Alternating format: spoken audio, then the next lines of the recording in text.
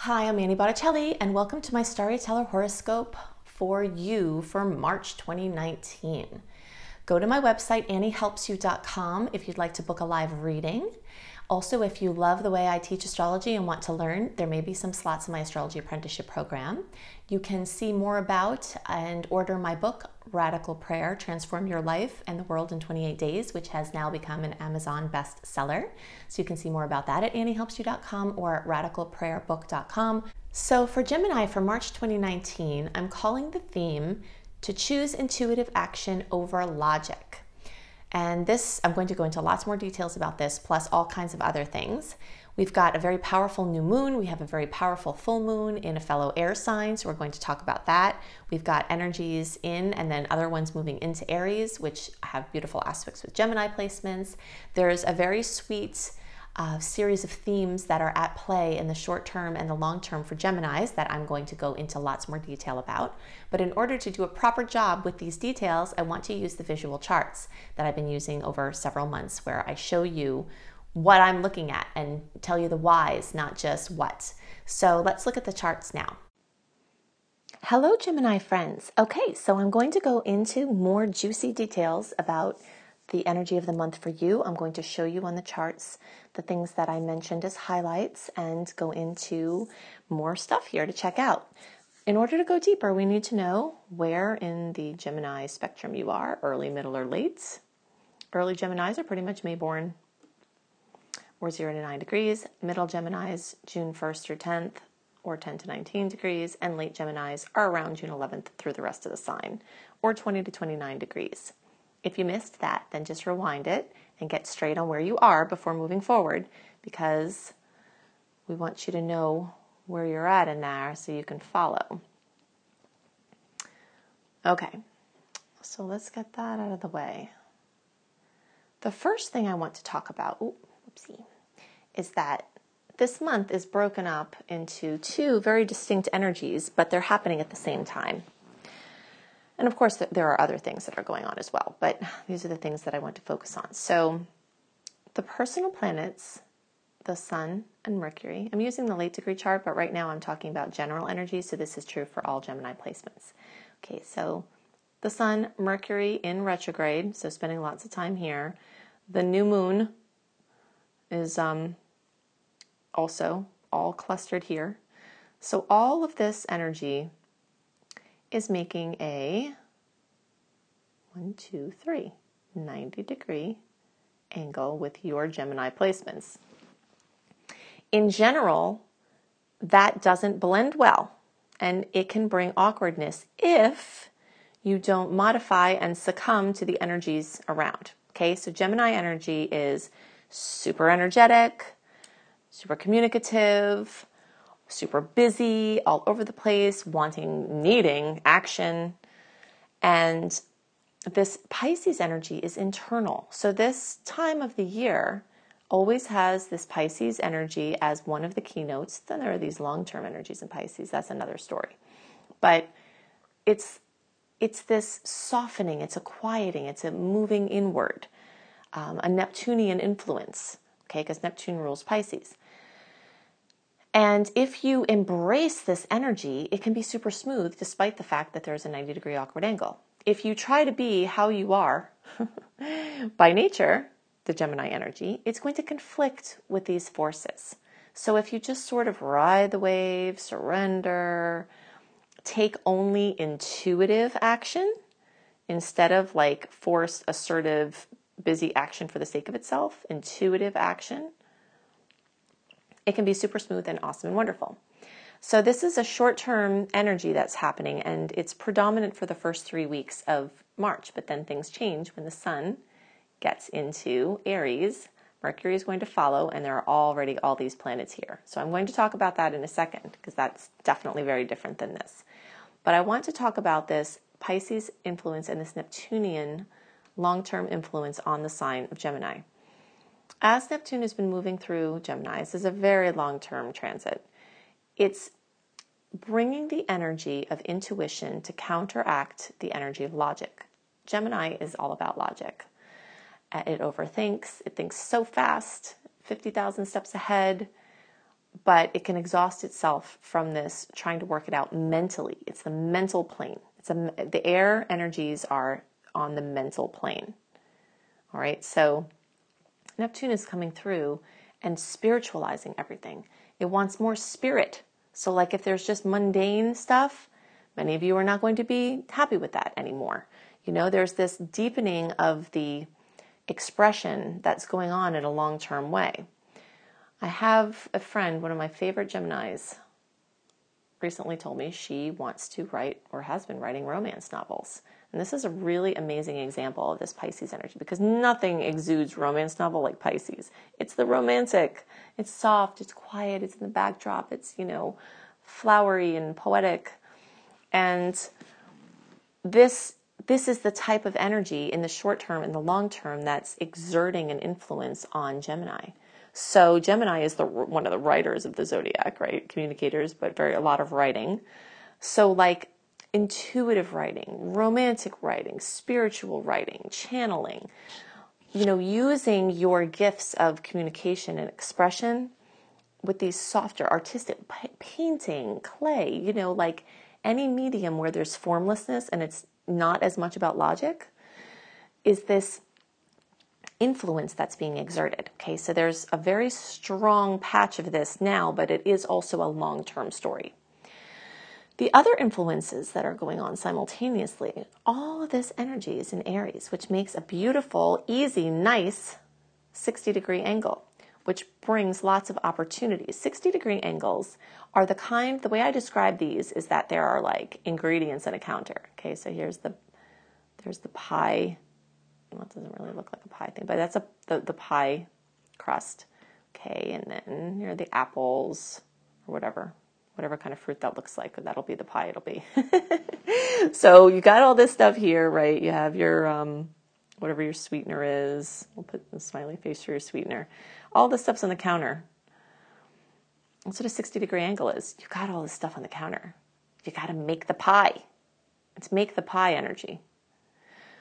But it's not be forceful and be aggravated and be assertive and push too hard. It's like, I don't know about you, but I'm a huge pie baker.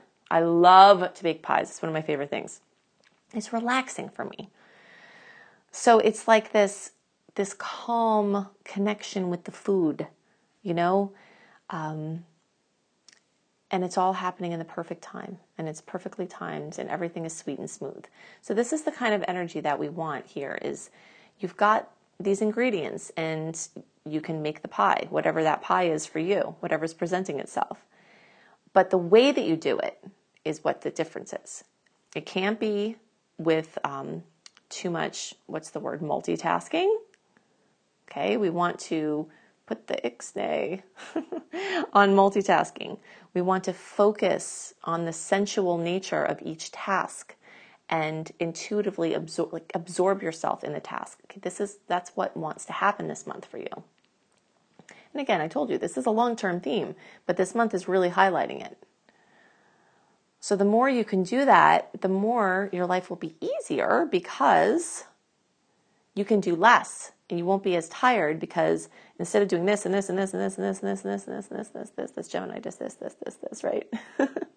I understand because I'm a Sag and we do that too. But I'm learning through the different influences. I actually have my South Node in Gemini. So I'm having this happen to me too. But I'm learning, and we are learning, and this is part of what's on the counter to be utilized, is that if you do this and this and this with great focus, it'll get further than this and this and this and this and this and this and this and this and this and this. You see?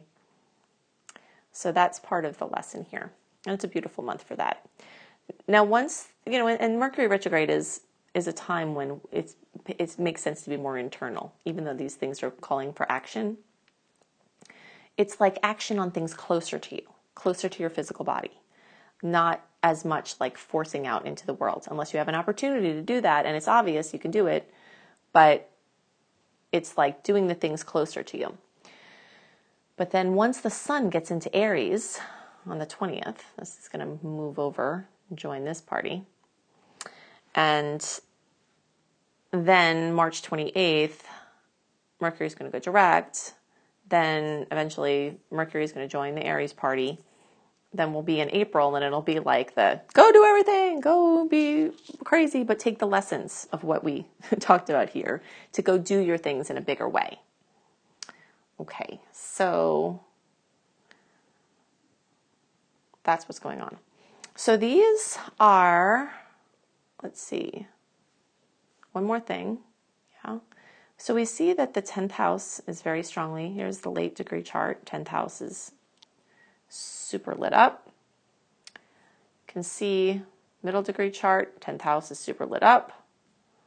And even the early chart is lit up. Not as much, but it still is. And this, by the time it's getting closer to the end of the month, this will actually be here too, so it will be more lit up. So really, legitimately, if we put Venus there, it's just as lit up.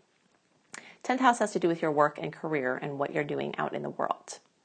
Can have to do with your father and helping your father, or things with father figures. Sometimes a mom will slip in there sometimes, especially if they've had a strong influence or had been a single mom. But some parental energy, work, career, what you're doing out in the world, what you're supposed to be doing. This can also be like some energy of your dharma, like what you're here to do. So that's another theme that's coming up really strongly this month. And you might get some really great clues or advancement. So those are the things most on my mind for Geminis. Now I want to talk about these amazing general transits that will affect everyone. I want to talk to you about the dates to look out for and how to best use the potentials that we have this month from the general transits. So the general transits of March 2019 carry the energy of sudden changes amidst a quiet rest. March continues the trend that started in February of 2019 with more sweet aspects than challenging ones, which is very exciting. So this dreamy and creative Pisces energy is going to dominate the month of March. Then around the 20th, as the sun moves into Aries, the climate will change, the energy will change, but most of the month is covered in this quiet creativity after this push of the window that we had that opened at the end of December and went into the end of February, beginning of March. So it's a great time to experiment and work in the backdrop. Things from the past are very likely to come back. Blessings from the past, things you've done from the past, projects from the past, people from the past. There's a strong tilt with the retrograde energies. So Mercury will officially be in retrograde from March 5th through the 28th. Depending on your time zone, those dates could toggle a little bit. But the whole month, and even starting February 19th and going to April 17th, there's the retrograde transit, because there's a pre-transit shadow period and a post-transit shadow period when the energies are starting to shift. So it's a long transit. Making commitments to short-term arrangements could be perfectly fine, but just know that in general, the energy shows a shorter term agreement or a shorter term energy. So things that you do in this time, if you're intending them to be long term, they often wind up being shorter term than expected, or if they do make it into the long term, they get seriously called into question or have to change dramatically in order to be able to persevere. But for short term things, interim plans, things like that, it can be perfectly fine. It's great for trying on things, continuing with things you've already been doing, editing, anything like that. Also watch paperwork and other agreement details carefully, because Mercury ruling communication can interfere with the clarity of information that you get at this time, and things agreed to will likely be shifted, or you might not know all the information. Also, things involving transportation are more likely to come up. So problems with your car, trips, changes to plans, those are all common. But in general, the month has definitely more sweet aspects than challenging ones, and it's a very nice rest in between these push points. Okay, so once we start to get into April, it's going to be time to push again, and you'll start to feel that energy starting at the end of March, but it's going to brew and get stronger and more clear as we get into April. One of the twists, or the big twist this month, is amidst this smooth and introspective flow, Uranus is moving back into Taurus to stay until, years from now. So generally the transit is around 7 years. It popped in last year to Taurus and then it went out. And as you may recall, the energy as it popped in is or was instigating earthquakes and volcanic eruptions and wild weather that has still continued. Also, there have been a lot of things going on in the news that relate to the breakup of old systems and the solidity of intact systems that are getting disrupted. And Uranus moving through Taurus, this is very typical of that energy. So these kind of changes and disruptions and volatility probably will shift. So our relationship to the changes is what we get to have control over. So these changes to old systems can be a very welcome thing if things are stodgy and not working. But in the places where there's some security, sometimes that can be upset in these times. And this goes all the way down, starting at the global level, all the way down to the individual experience. So Uranus bringing changes there amidst this quiet time and beyond. In general, the the recommendation for this time is to keep your commitments as light as possible and as flexible as possible. You can certainly do things, but just know that things that are planned could get called into question. There could be shifts. They could still work out, but there's definitely a lot more of a kind of a last minute flowing, flexible energy that works well with this time. So I'm going to give you the days that there are sweet aspects. Do know that even if I give you a date that's supposed to have a sweet aspect, you can feel that aspect days before or days after. And some days have more than one aspect, with one of them being sweet and one of them being challenging. So you really just need to tune into your intuition with this awareness. The dates I'm going to give you, you can also find written as well as explanations of all the aspects and what you can expect with them when you go to AnnieHelpsYou.com and sign up for my free email newsletter. Then I send out a written version of this general report a month beforehand so that you have it to look at and make your plans and you can understand the energies at play. But in general, try not to stick too heavily to a certain date as being a certain way, because the carryover of the aspects can definitely, stretch over a period of time. So you just kind of have to feel your way through. Okay, so the dates with the sweet vibes: March 2nd, 6th, 8th, 9th, 13th, 14th, 17th, 20th, 27th, and 28th. And the ones to look out for a likelihood of stress and challenges and drama or overstimulation or general awkwardness: March 1st, 5th, 6th, 14th, 15th, 22nd, and 28th. So you can see there are less of those aspects that are more challenging. So I'm just going to hit a couple of other highlights here, some of the dates that are most calling out to me to discuss. The rest of them, like I said, you can sign up for the newsletter and you can see all of my aspects that I put on here for you in the newsletter. Okay, so on March 1st, it kind of starts out with a bang with an aspect with Venus and Uranus. So often that can bring jolts to love or money or your certainty or self-esteem. So just kind of look out for that. But there is another sweet aspect or a sweet aspect the day after that could kind of help to bring a happy outcome from that or could soften the energy. The days around March 5th, Mercury actually goes retrograde, and there's more awkwardness around the days before and after it changes station. So, 2nd, 3rd, 4th, 5th, more awkwardness, more changes, just try to keep your scheduling light. One of the big days of the month is March 6th, the new moon at almost 16 degrees of Pisces, and this is also going to be conjunct Neptune, the Sun conjunct Neptune. So you can check out my blog if you go to Annie Helps You, or if you just search for Making Powerful New Moon Wishes in Pisces, you can find my blog that helps to guide you using that energy in the best way for creating the life of your dreams.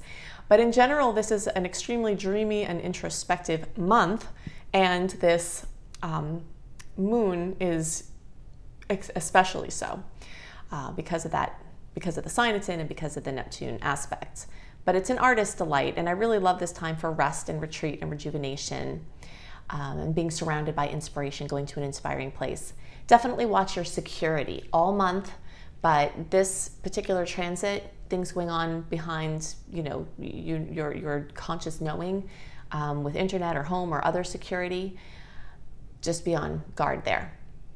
Okay, March 6th is the date that Uranus moves into Taurus. Sometimes we see things happen to the date or very close to the date that are notable, although things have already been happening already since Uranus has been marching back towards Taurus. Things have been really getting stirred up over the last couple of months. All right, some sweet aspects and challenging aspects that I listed the dates already.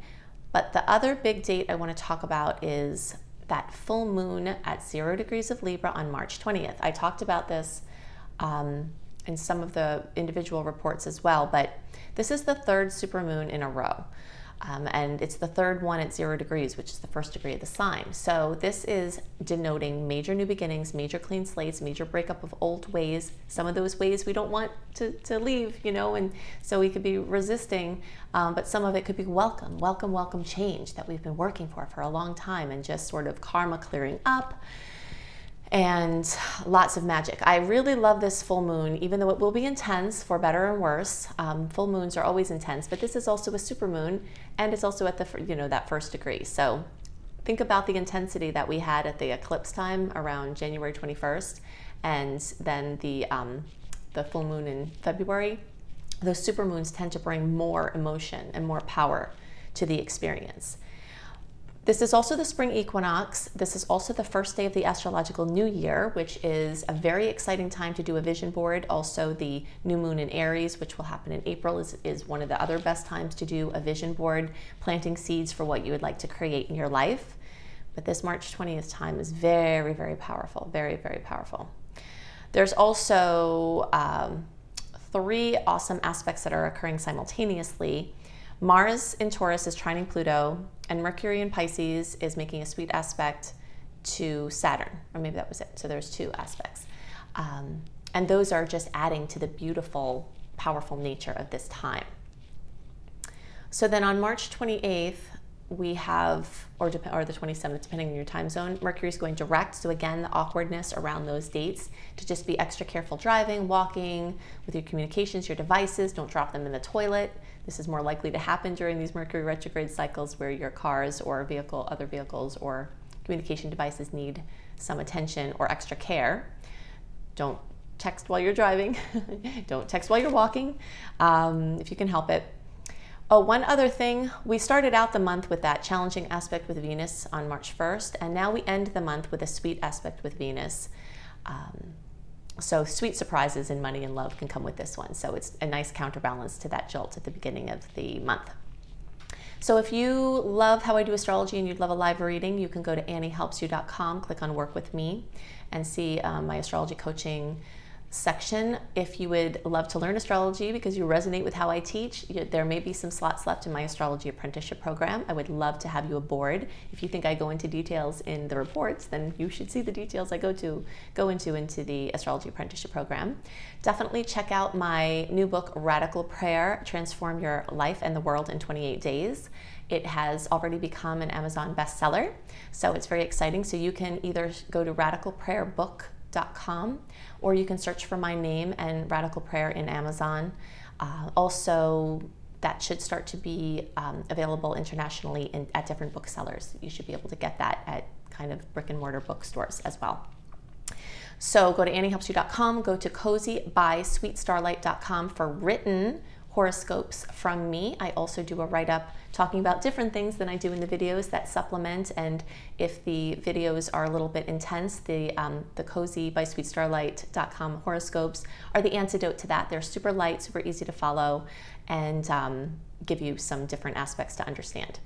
Okay, so you can go to my husband's website, iamhelios.com, iamhelios.com. He does tarot readings, he also does some astrology readings, and he does visual work with audio-visual work, so you can check out his offerings there.